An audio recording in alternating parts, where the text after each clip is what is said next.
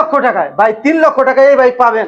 দাম যে বললেন 3 লক্ষ টাকা, R15 ইন্দোনেশিয়ান 25-এর কালার, লেটেস্ট গ্রাফিক্স, নতুনের মতো বাইকটা 2900 কিলোমিটার চলা, 3 লক্ষ টাকার দাম কেমনে বললেন ভাই? যাক, আপনি আসছেন, আপনার আইডিয়া কম, সমস্যা নাই, কিন্তু একটা তো আইডিয়া নেওয়াও দরকার যে বাইকটা আসলে আপনাদের কি বলবো। দেখেন, আচ্ছা, তার আগে বাইকের প্রাইসটা বলি। এটার প্রাইস হচ্ছে 5,65,000 টাকা ফিক্সড প্রাইস, নতুন দাম 6,25,000 টাকা। তো আপনারা কিন্তু প্রায় 60,000 টাকা কম পাচ্ছেন। বাইকটা একদম নতুনের মতো আছে, ফার্স্ট ওনারতে পাবেন, লেটেস্ট সিরিয়াল পাবেন, কারণ আনরেজিস্টার্ড অবস্থা আছে।